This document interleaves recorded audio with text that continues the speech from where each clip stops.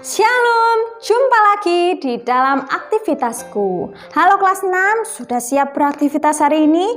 Siap ya? Tetap semangat jadi anak hebat, rajin, dan luar biasa. Disiplin. Oke? Di pelajaran 8 ini ya, di aktivitas pertemuan yang pertama, muliakanlah Tuhan dengan belajar. Nah, di halaman 67 ini ya, kalian menjawab pertanyaan, 3 pertanyaan di situ. 1, dari manakah sumber kepintaran, kecerdasan, kebijaksanaan dalam diri manusia? Dari usahanya sendiri kah atau dari mana? Gampang banget kan? 2, apa saja yang dapat kamu lakukan untuk memperoleh ilmu dan keterampilan? Kalian daftarkan 5 misalnya. Sebutkan semua. Kalian tahu ilmu itu dari mana aja? 3, dapatkah kita memuliakan Tuhan dengan belajar? Jelaskan pendapat kalian. Oke ya. Ibu juga ajak ya kalian membuka Amsal 1 ayat 1 sampai 7. Kemudian Bu, nah di sini setelah kalian membuka ayatnya Amsal 1 ya ayat 1 sampai 7, pilih 1 ayat saja untuk kalian hafalkan.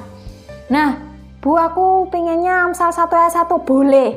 Amsal 1 ayat 2, Bu, boleh. Nah, kalian tulis di buku tulis, hafalkan. Nah, kemudian voice-kan, videokan. Nah, seperti itu ya. Nah, cari tahu juga ya, apa cerita Alkitab yang terambil di dalam situ. Untuk menjawab pertanyaan di halaman 69. Kalian baca materi ya, simak-simak materinya di kolom deskripsi. Halaman 69, yang pertama, soal yang pertama. Mengapa orang perlu belajar selama hidupnya? Alasannya apa? Ada yang juga menempuh pendidikan ya, ketika tua juga ada, masih belajar. 2, jelaskan dengan kata-katamu sendiri apa yang disebut dengan belajar. Belajar adalah titik-titik. Nah, menurut kalian ya. 3, bagaimana sikap belajar yang memuliakan Tuhan, yang Tuhan senang ya, buat Tuhan senang. Gimana sikap belajar? Kalau pingin cepat-cepat main HP, kira-kira itu menyenangkan hati Tuhan tidak? Nah, bisa ya membedakan ya. 4, apakah manfaat belajar dalam sepanjang kehidupannya?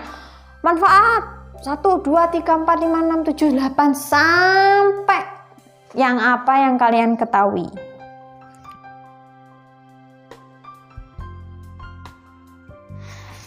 Oke, kita masuk di pertemuan yang kedua. Di halaman 71, Ibu ajak kalian untuk menuliskan pemahaman tentang belajar berdasarkan Amsal 1 ayat 1 sampai 7. Nah, kira-kira Salomo itu pesannya ingin apa sih kepada kalian? Belajarnya tuh harusnya yang kayak gimana? Nah, di situ ada nasihat-nasihat Salomo. 2, bagaimanakah cara belajar yang dikehendaki Tuhan dalam hidupmu? Dibuat daftar tabel ya. Tabelnya cara belajar yang Tuhan kehendaki. 1, 2, 3. Contoh, misalnya yang dikehendaki Tuhan. Jujur dalam mengerjakan tugas ujian.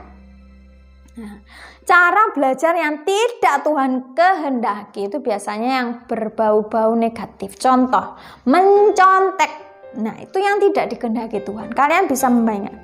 Cari 5 saja. Seperti itu ya, buatlah tabel. Di mana Bu ngerjakannya? Di buku tulis kalian masing-masing. Oke. Di halaman 72 ini, temukanlah dampak perkembangan ilmu pengetahuan yang memuliakan Tuhan dan tidak memuliakan Tuhan. Nah, misalnya ini contoh ya. Kalian nanti cari 5 aja ya, nggak usah banyak-banyak. Kebetulan ini sudah dicarikan 2 contohnya ya. Penemuan obat-obatan untuk menyembuhkan orang sakit. Tanggapannya sangat bermanfaat karena memberikan kesembuhan bagi tubuh. Nuklir untuk perang, kira-kira gimana? Itu membahayakan lingkungan dan makhluk hidup. Nah, itu tanggapan Ibu.